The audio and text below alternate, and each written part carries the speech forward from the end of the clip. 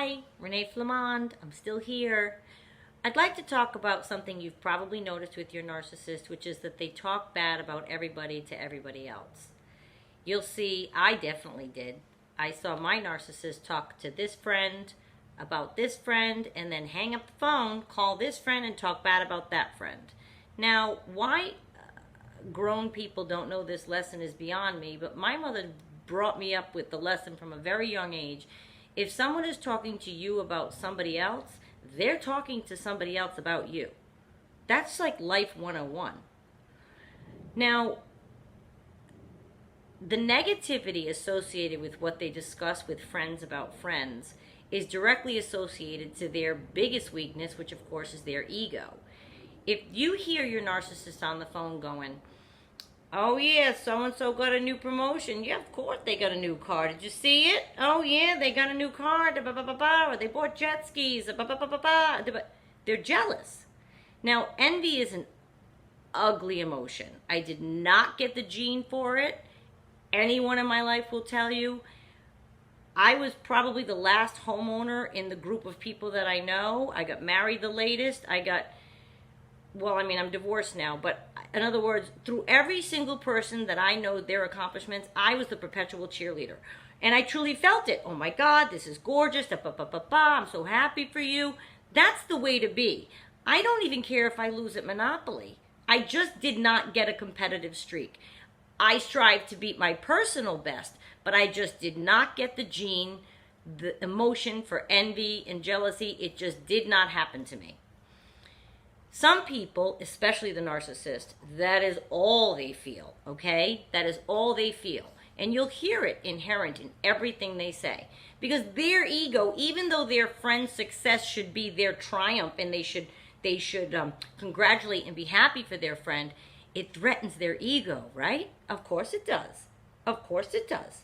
So-and-so got this new client or landed this job or got this bid in and they won this construction bid or whatever it is.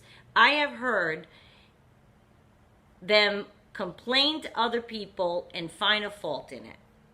Instead of saying, "Oh, that's wonderful, you worked so hard on that, I'm so happy for you," which is what I would say, a normal, healthy fun. And if you're someone that suffers from envy, you need to check that. It's a really ugly emotion. It serves no purpose, and it is ugly. It is ugly to be envious and jealous of other people. It's not nice to talk bad about somebody behind their back. But like I said, it threatens their ego if somebody is getting something done and they are not. Okay? Remember, they don't have much self-love or any to begin with. So for them to be faced with their own sad truth is a difficult thing. So that is why they cause the hurt in talking about other people, to distract people from their non-success, to distract themselves from their non-success, to help to bring others down, makes them feel better about themselves, I guess, in a way. That's what they do. They make themselves feel better by bringing somebody else down. Well, that is just about, stop licking your paw, Minnie. That is about the meanest thing. And if you look around to your narcissist with their friends, they will eventually probably have a falling out with these people. And then it'll be, oh, it's their fault. They did something. Does that sound familiar? They're riding along. They golf every day with this person. They go to dinner with this person. They are so much with this certain person. And then all of a sudden, oh, it's their fault. We don't talk anymore. Well, those extremes aren't normal either, okay? But it's easier than facing the success of another person when you are not in a position of success. You will sabotage the friendship so that you don't have to have in your face what they've accomplished. It's a terrible thing. And until that happens, the reason they're called emotional vampires, they're going to suck from you any kind of self-esteem they can possibly muster to build theirs up. Well, if you're suddenly doing well and there's multitude of ways that one can do well. It could be professional, it can be marriage, it could be you had a child, it could be many different things. If you are successful and they're going to try to suck from you any kind of self-esteem you're getting, but if it gets too big for them, they're going to abandon you. Because they're trying to suck from you the energy and the self-esteem and the goodness that they see in you that they want for themselves. Pardon me. Rather than go get it themselves, they want it to be given to them.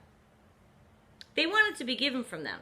And every single person in their life is a target to possibly gain some kind of supply, hit to their self-esteem. Their ego is an extremely big weakness for them. Their biggest weakness is their ego. Being abandoned is another weakness. So watch out when they're starting talking about to one friend, to another friend. I bet you've heard it. I bet you've heard them on the phone. And I bet you're like, wow, that doesn't seem right. You were just on the phone with them and they're your friend and now you're talking to them. Those are red flags, my dear. You got to pay attention to those things. And then you got to wonder, what are they saying about you behind your back to people when you get into a fight? Oh, she's crazy. She's this. Nobody knows the whole truth. They're going to tell them whatever story they want them to know. You got to worry about those people talking about other people behind their back. It's a big red flag that they are not genuine and they are just emotional vampires trying to suck the energy out of the room and out of people. They don't want others to be more successful than they are. It is absolutely not something they will deal with very easily. So watch out for that. Okay.